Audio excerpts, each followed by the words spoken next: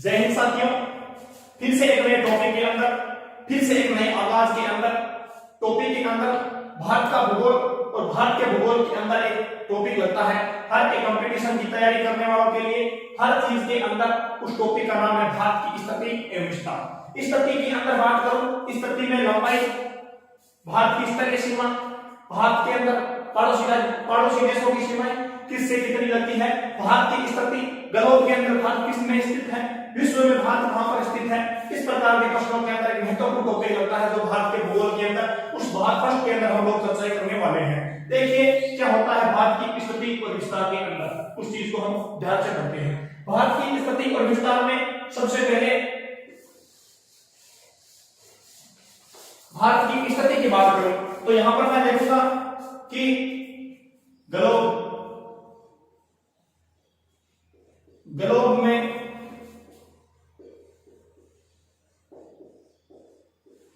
भारत की स्थिति ये क्या है, जिस प्रकार से ये ग्लोब है, ये ग्लोब है, इस ग्लोब के अंदर हम बात करेंगे भारत की स्थिति किस प्रकार से है। जिस प्रकार से ये ग्लोब, ये कौन सी रेखा है, ये है ग्रीनविच रेखा। ये कौन सी रेखा है, भूमध्य रेखा। ये 0 डिग्री भूमध्य रेखा, ये 0 डिग्री ग्रीनविच रेखा, ये 23.5 डिग्री कर्क रेखा और ये 23.5 डिग्री मकर रेखा।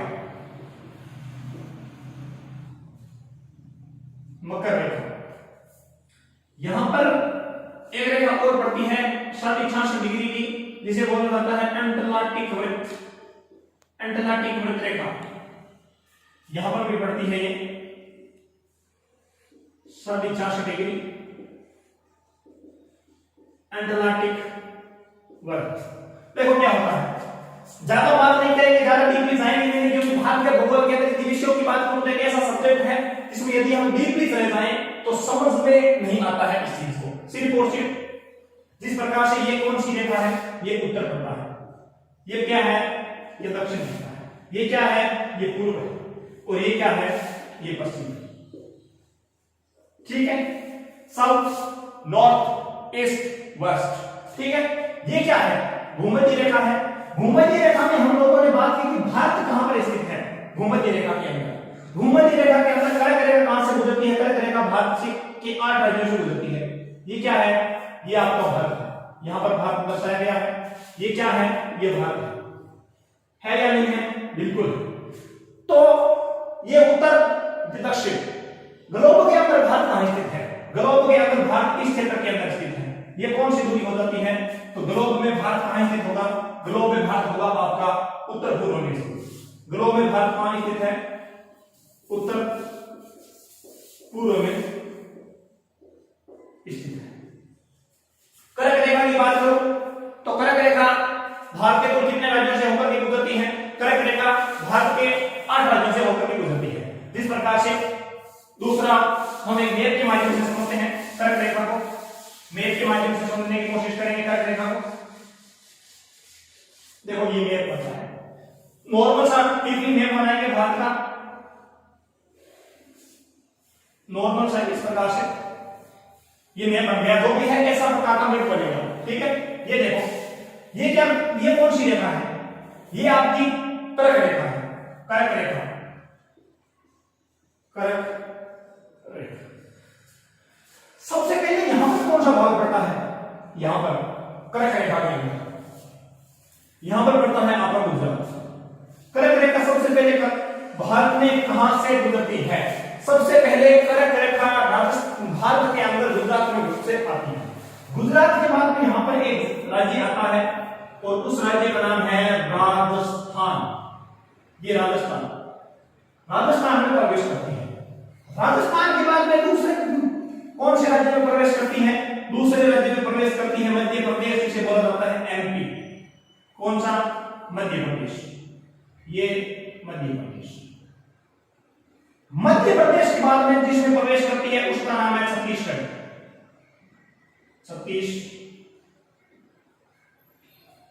छत्तीसगढ़ में प्रवेश करते हैं, ठीक है। छत्तीसगढ़ के बाद में कहां पर आती है? छत्तीसगढ़ के बाद में आती है झारखंड। झारखंड के बाद में आती है पश्चिम बंगाल, वेस्ट बंगाल में पश्चिम बंगाल। उसके बाद में आती है त्रिपुरा, और त्रिपुरा के बाद में कहां पर आती है? मिजोरम में आती है, ठीक है।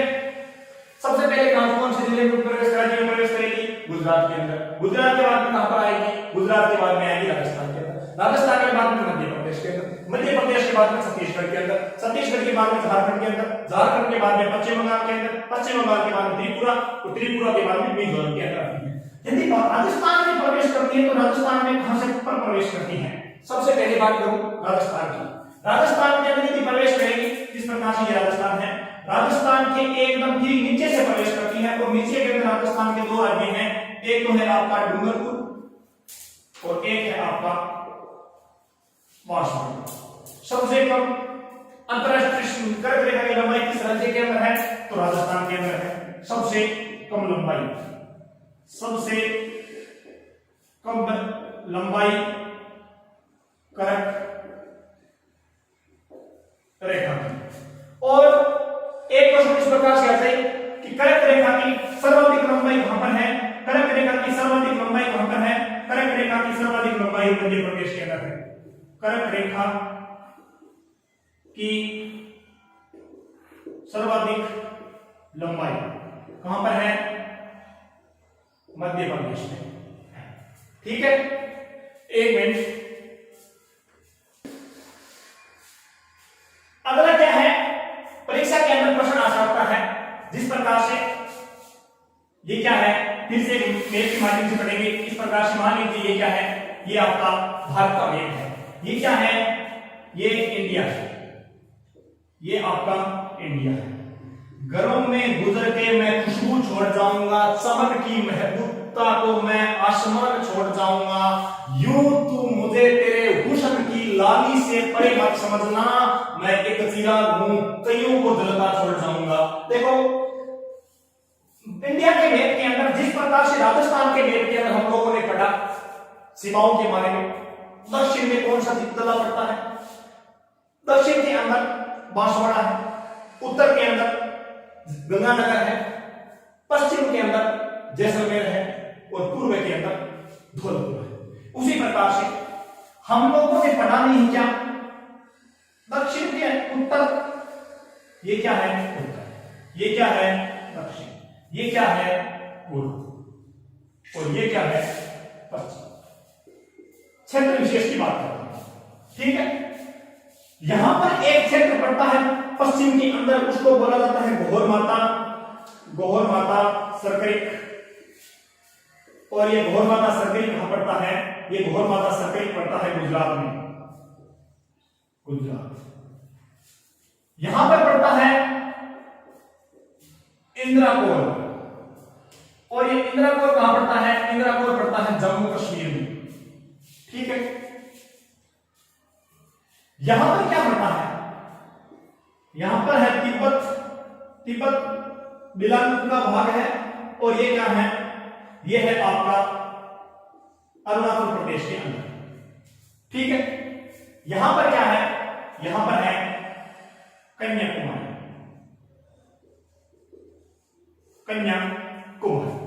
अब देखो लंबाई की बात करता हूं। ये जो पूरी लंबाई है, पूरी लंबाई मतलब पश्चिम से लेकर के पूर्व की लंबाई, उसकी कुल लंबाई है 3214 किलोमीटर। कितनी? 3214 किलोमीटर भारत के पश्चिम से लेकर के और पूर्व तक की लंबाई।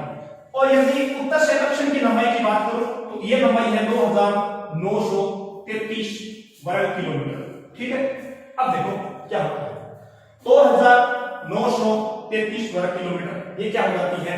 ये हो जाती है आपकी ऊंचाई। अब क्या है? भारत के क्षेत्रफल की बात करते हैं। भारत का क्षेत्रफल कितना है? 32,87,263 किलोमीटर। और कुल क्षेत्रफल का कितना प्रतिशत है? 2.42% क्षेत्रफल के अंदर है।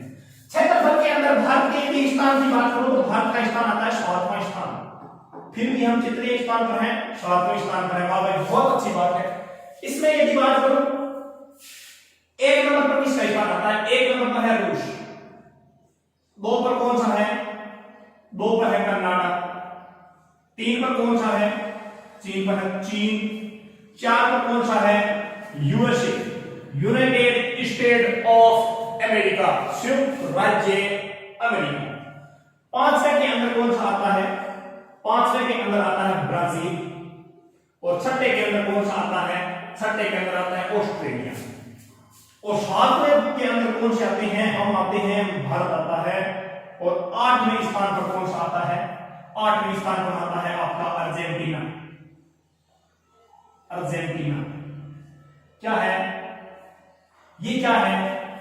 विश्व के प्रमुख बड़े देश। देखिए, विश्व के प्रमुख बड़े देश। 1 नंबर पर कौन आया? रूस आया।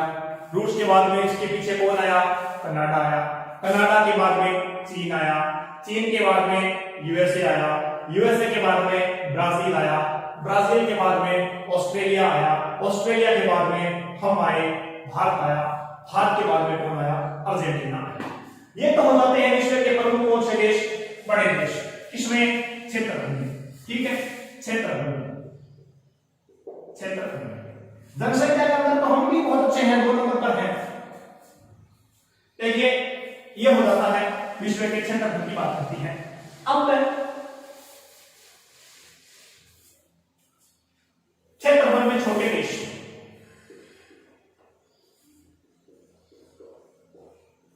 विश्व के क्षेत्रफल में छोटे देश। 1 नंबर पर कौन आता है? Vatican city.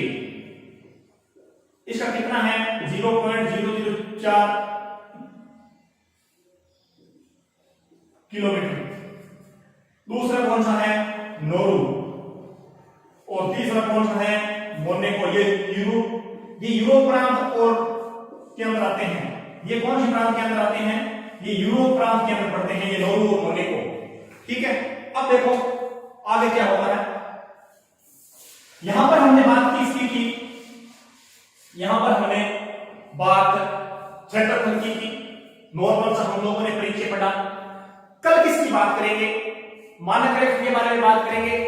मानक रेखा की लंबाई कितनी है, कहां से गुजरती है?